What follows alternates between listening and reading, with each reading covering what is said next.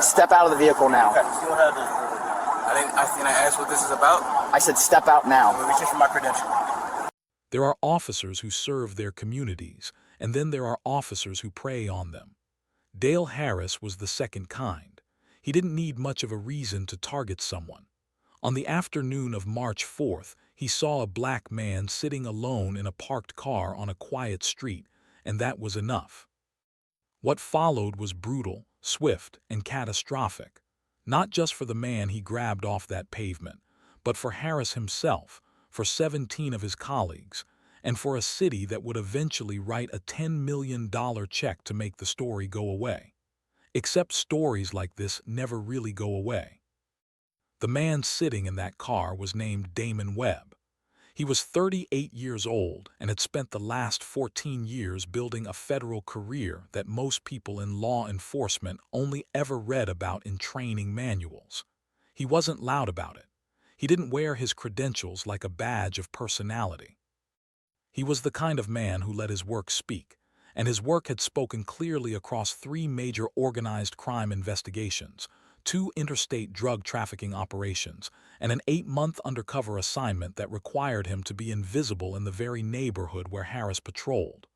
That particular afternoon, Damon was off duty. Gray jacket, dark jeans, black shades.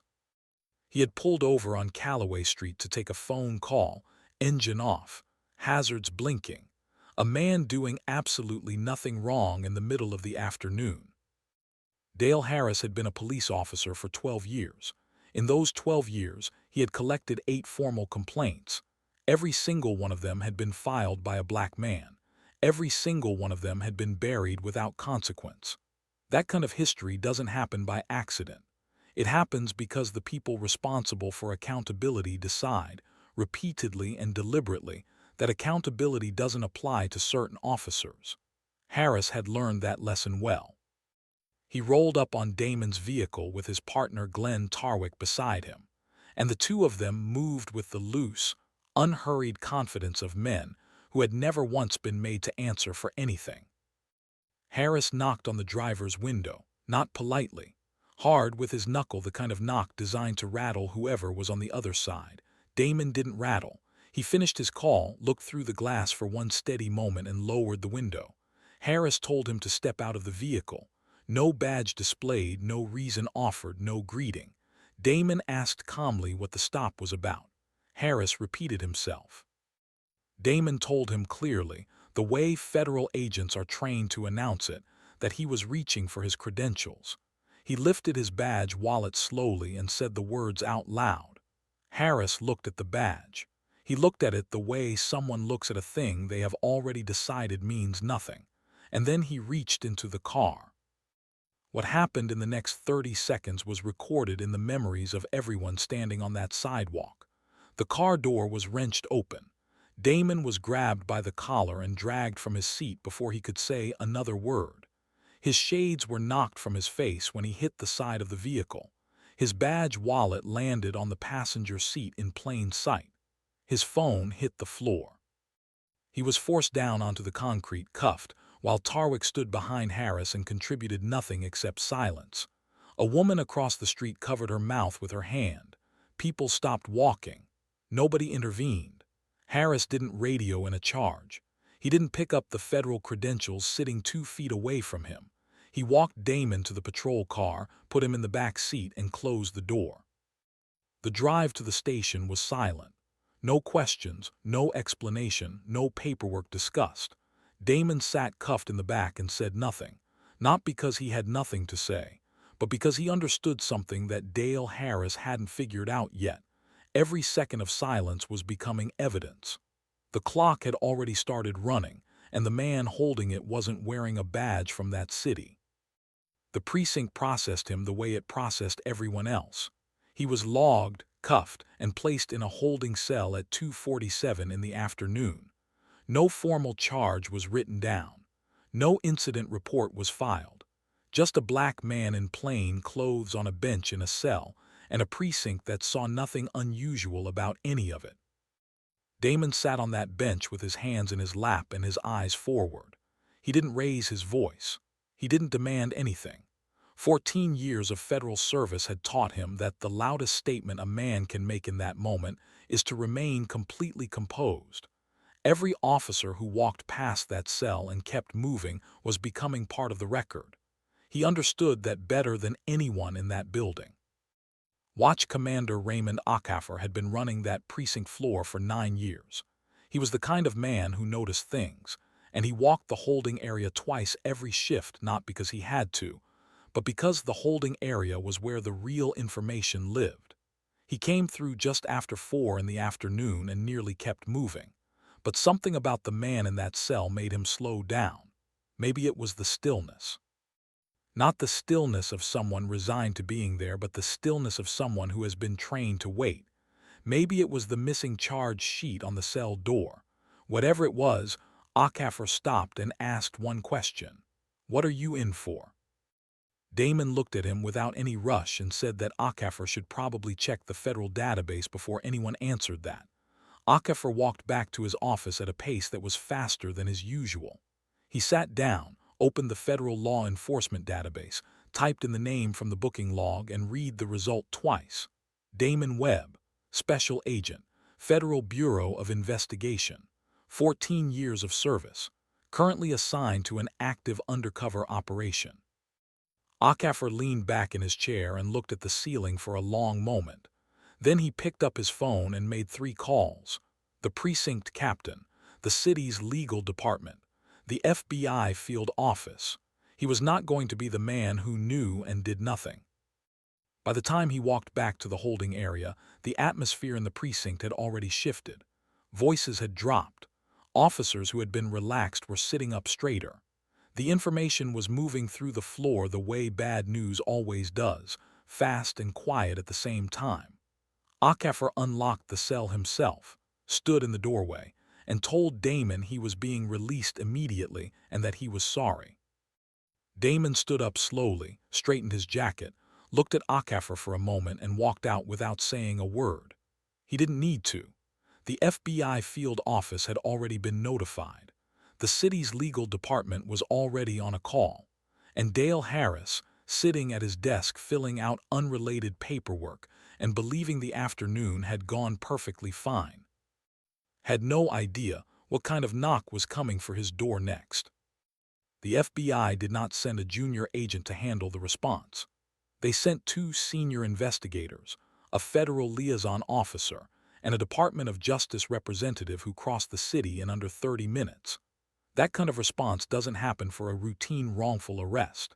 It happens when the people receiving the call already have a file on the department and have been waiting for an opening.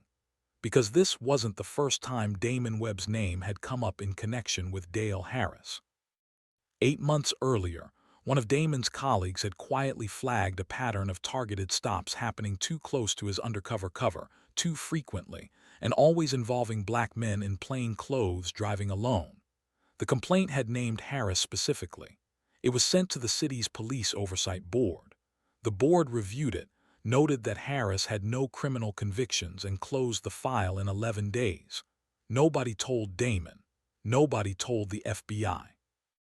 It disappeared into the same drawer where the other 8 complaints had been sitting for 12 years. That drawer was now being forced open in front of everyone. Within 48 hours, federal investigators had pulled every complaint ever filed against Harris and cross-referenced them against arrest records, patrol logs, and body camera footage going back 4 years. What they assembled was not surprising to anyone who had been paying attention, but seeing it laid out in a single federal document made it impossible to dismiss. Harris had conducted 94 stops over 28 months in a 3-block radius around where Damon had been parked. 81 of those stops involved black men. 67 of those men had no criminal record. 32 of them had filed complaints afterward. Every single one of those complaints had been reviewed by the same supervising lieutenant, a man named Gary Foss. And every single one had been dismissed within 2 weeks using the exact same language, word for word, as if it had been copied from a template built specifically to make problems disappear quietly. But then the investigators found something that made the federal liaison officer put his pen down entirely. Harris's body camera had been manually switched off before he ever approached Damon's vehicle. Tarwick's camera had been listed in the incident report as an equipment malfunction, except when the technical team examined Tarwick's camera, they found no evidence of a drop or impact. The camera had been disabled by a manual override. And the timestamp on that override was 4 minutes before Harris knocked on Damon Webb's window. They had turned off the cameras before they walked up to that car. This was not two officers making a bad decision under pressure. This was two officers who saw a black man sitting alone, decided what they were going to do, and then made sure no one would see them do it. That single detail shifted the entire classification of the case from departmental misconduct to a coordinated federal civil rights violation. It was no longer the city's problem to manage. It was a federal matter entirely. Investigators then pulled the records of every officer who had worked alongside Harris over the previous 5 years. What came back was a network that nobody wanted to see written down in one place. 6 officers who had been present during Harris's stops and filed nothing. 4 supervisors who had received verbal complaints directly and logged none of them. 2 lieutenants, including Gary Foss, who had not only buried the written complaints but had actively recommended Harris for a departmental commendation 18 months earlier, while 32 dismissed complaints sat in the file directly beneath the recommendation letter. 17 names total. Not all of them had grabbed anyone off a street. Some of them had simply made the same choice, over and over, to look the other way. But federal law does not distinguish between the man who commits the act and the men who spend years protecting him from its consequences. They were all part of the same structure. They had all made the same decision, and now every one of those decisions had a federal case number attached to it. When the findings were presented to the precinct captain, he reportedly sat in silence for a long time. The person who eventually spoke was the DOJ representative, who closed the folder on the table, looked around the room, and said what everyone in that building already knew but had never been forced to say in a room that was being documented. This didn't start with Damon Webb. Damon Webb is just the one you couldn't make disappear. The department had been running this system for years, quietly and efficiently, and it had worked without interruption right up until the moment it ran into someone it couldn't erase. Within 72 hours of Damon's arrest, Harris was suspended without pay. Tarwick was suspended the same afternoon. Lieutenant Gary Foss was removed from his position on the 4th day and escorted from the building while his colleagues watched in silence. By the end of the 2nd week, 17 officers had been dismissed, forced into early retirement, or demoted to positions that existed in name only. One of them was 3 months from full retirement. It made no difference. Federal civil rights violations do not negotiate around how close someone is to the finish line. The city settled the civil lawsuit for $10 million. That number was constructed carefully. It reflected 14 years of federal service disregarded in under 30 seconds.